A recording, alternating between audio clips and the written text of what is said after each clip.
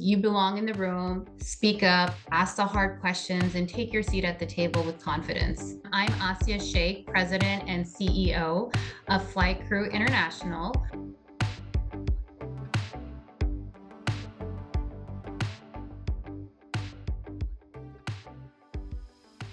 Welcome to Sweet 16 Summer Series with Women in Corporate Aviation. Would you introduce yourself and your roles within business aviation? Absolutely. Thank you so much for having me today. I'm Aasiya Shaikh, President and CEO of Flight Crew International. We're a global aviation staffing firm specializing in sourcing and managing pilots, flight attendants, aircraft technicians for both business aviation and commercial. And we're really known for delivering a high touch, very quick mission critical support to operators worldwide to ensure their flight operations are never grounded. So I see also that you're involved with NBAA. Can you share your roles there as well? Yes, absolutely. I am a certified aviation manager. I recently passed my CAM exam. So, a big proponent for our aviation community to get involved in taking and participating in the CAM initiative. So, being a mentor to CAMs, to be CAMs. I am also part of the schedulers and dispatchers committee. So, we plan the annual conference every year, which is really exciting. Get to work with a lot of schedulers and dispatchers who our team works with on a day-to-day basis. So that's kind of neat. And then also, we are Flight Crew International, so we have a big international presence, and I'm also part of the NBAA IOC committee.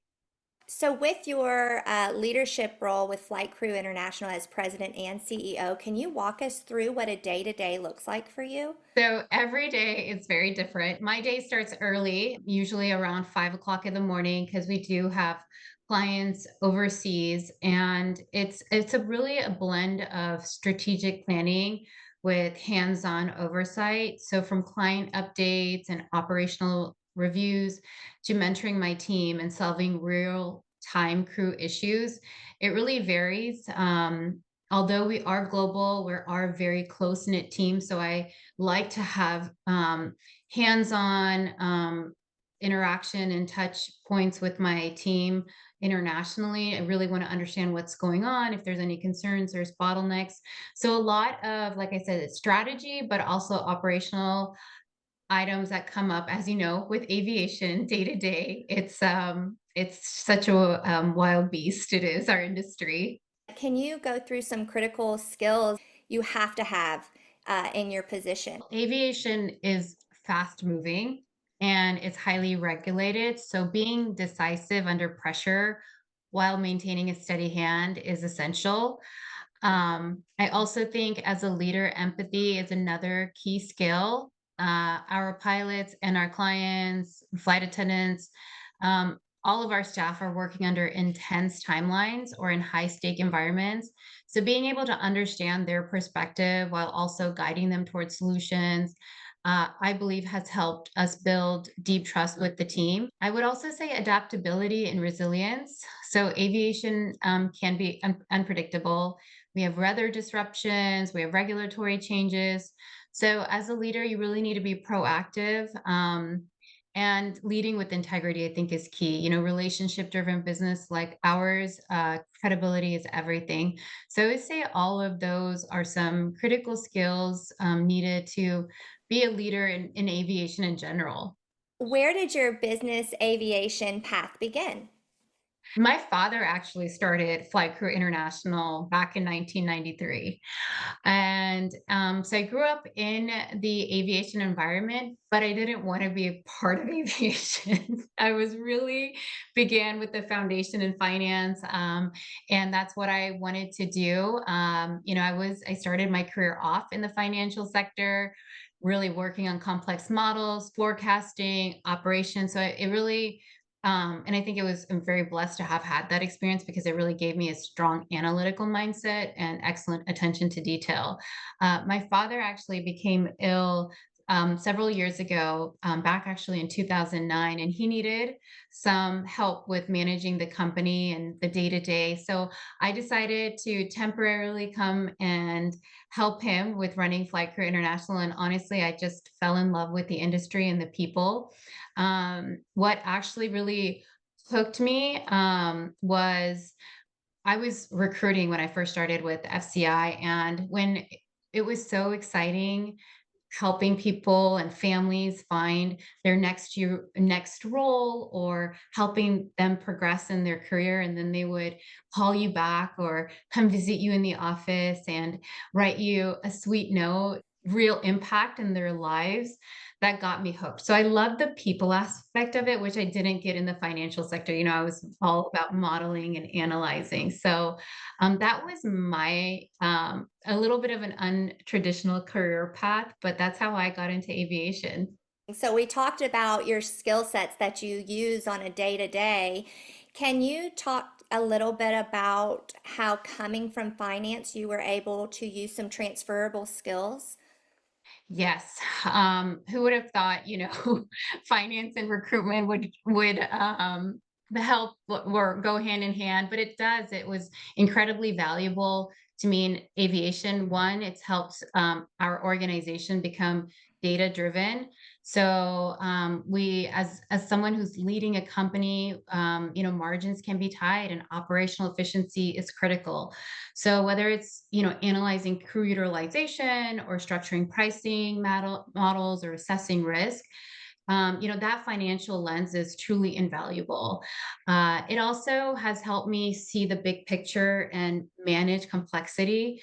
So both of which are essential in business aviation and running a company. You're constantly balancing client expectations, regulations, costs, safety. So being able to quickly analyze variables and prioritize accordingly has been a key advantage. I think one of the most transferable skills, probably across any industry, is problem solving.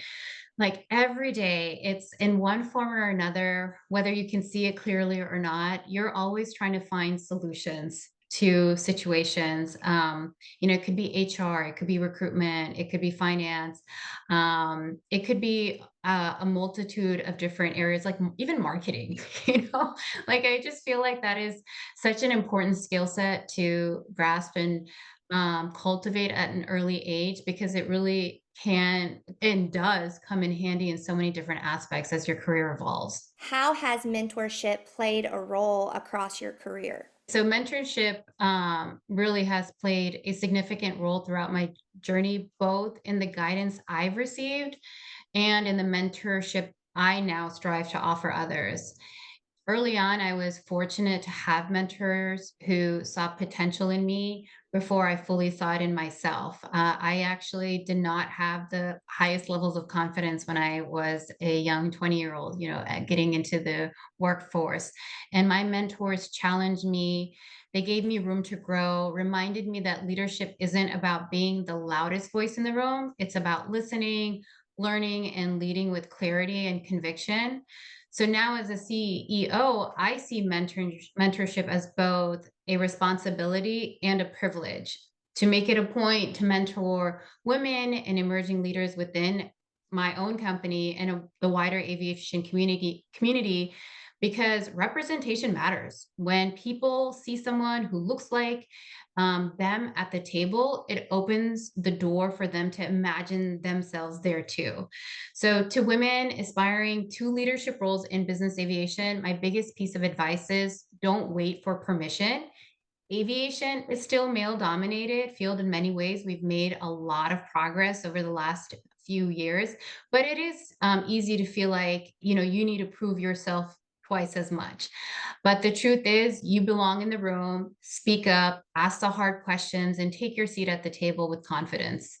How do you see the future of business aviation evolving? I see it evolving in probably three major ways. One, technology; two, access; and then three, workforce transformation. Technology is rapidly changing how we operate, from smarter scheduling and flight tracking systems to data driven safety programs and sustainable aviation technologies. And now we see AI too. So are becoming more efficient, responsive, and I believe that the integration of digital tools will only accelerate. Um, and then as far as like access, I think access to business aviation is becoming more available to the public.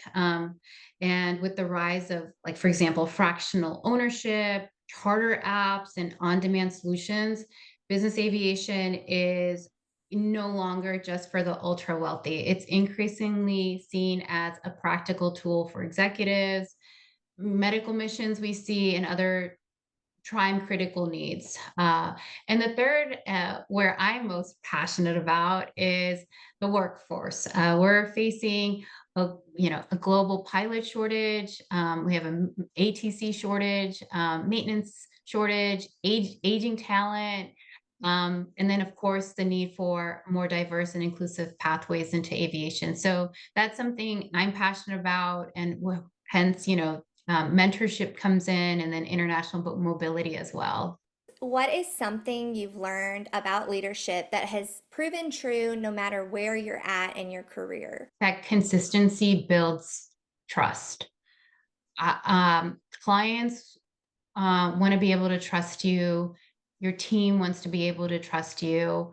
So whether you're managing a spreadsheet, whether you're leading a team, or handling a crisis at 2 o'clock in the morning, because our industry doesn't sleep, as you know, people remember how you show up, and they remember if you showed up.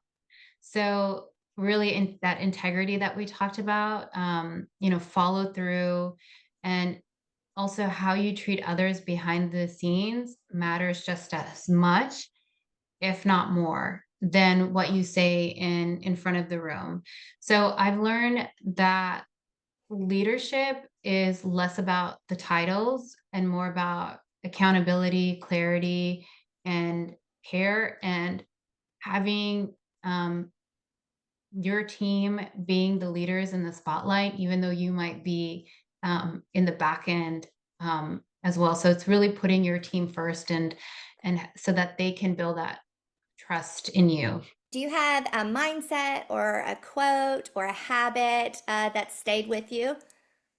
Yes, actually, this is I still to this day have this quote on my desk, and it's all like crumpled up here, but it's actually a quote from Michael Jordan, and this is a quote. I'll read it out loud.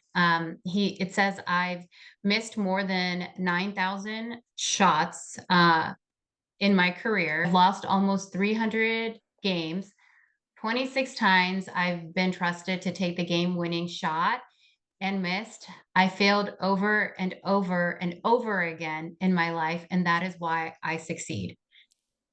And that quote has been on my desk probably since I've been like 22 or 23 years old. And I love that quote, and it stays with me because Michael Jordan is arguably one of the most successful, most skilled athletes of our time. And he's failed over and over again. And it's really hard for leaders to fail. And it's even harder to get back up from a failure. And the reason that quote sticks with me is that you got to push yourself to get back up. You got to keep going. Opportunities, and I think Richard Branson says this. He's like, opportunities are like buses; they're going to continue to go, can continue to come. So I think it's that mindset, that quote, that you got to keep going, you got to keep persevering. It's not going to be easy. It's going to be hard, and because it's hard, a lot of people don't do it, and that's what makes you special. So that's kind of the meditation, the mindset that helps me get through a lot of the challenges we see week over week in our roles. And I think with leadership, and when you're growing something and where you want to be with your career, it's not going to happen overnight. You just got to be persistent, a little bit every day, a little bit every day, and just stay disciplined. So it's definitely hard. I will say that it's not easy, and I don't think there ever is an easy day. Do you have a favorite industry event or conference? Two of my top favorites are the NBAA Leadership Conference because it pulls me out of aviation, which is my day to day, every day, and I get to learn from leaders in other fields on how to be a more effective leader. So it's really about personal development and professional development, and it's not aviation specific topics. And I think that's refreshing because it's learning how to be a better person, a better leader, better team member. So though that is one of my favorite conferences. And it is hard to choose one. And if I could pick another one, I would say Women in Aviation International. That is a very fun conference. It gets women together from all over the world, by the way. And you meet aspiring aviators and students and individuals that are looking to come into aviation. And then also mentors and leaders who have been in our industry for a long time, and you get to learn from them. And I love the international portion of it because you get to really meet a lot of cool people and see what they're doing. I mean, these women are phenomenal what they're doing in their developing countries and how they're trying to get women into aviation and, you know, have them be breadwinners in their families. Like it's so cool to hear those stories. And I love to see those different perspectives that I don't normally get to see in my job day to day here. Why is now a great time for women to advance their career in business aviation, to enter business aviation? Why is now a good time? Now is absolutely the time. The industry is evolving. It needs fresh perspectives, diverse voices, bold leadership. I mean, so much of the research we're seeing nowadays is diverse teams, also is equivalent to safer teams. And also technology is lowering barriers to entry. Demand is high. Companies are recognizing the value of those inclusive teams, as I mentioned, from a safety perspective too. So women have a very unique opportunity to shape the next chapter, not just participating in it, but leading it.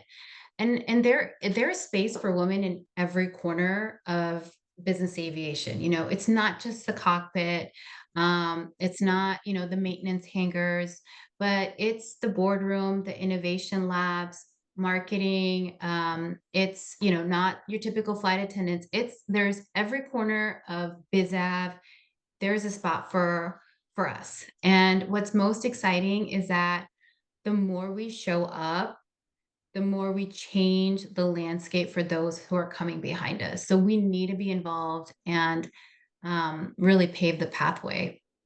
I honestly don't know where I would be without my mentors. And so I do feel as if it's a fiduciary responsibility for us to give back and help open doors for others. And our industry is expensive. It's, you know, to be educated, whether you're going to go get your dispatch license or whether you're going to get your pilot license. But the amazing thing about our industry is we do have such wonderful organizations that are out there that want to see people succeed. So the scholarships are great. Like whether it's NBAA, Women in Corporate Aviation, you know, Women in Aviation International, so many organizations are giving scholarships. And I really encourage even my own team members, like, you know, apply for them. Continuous education is so important. We've got to be reinvesting in ourselves, both professionally and personally.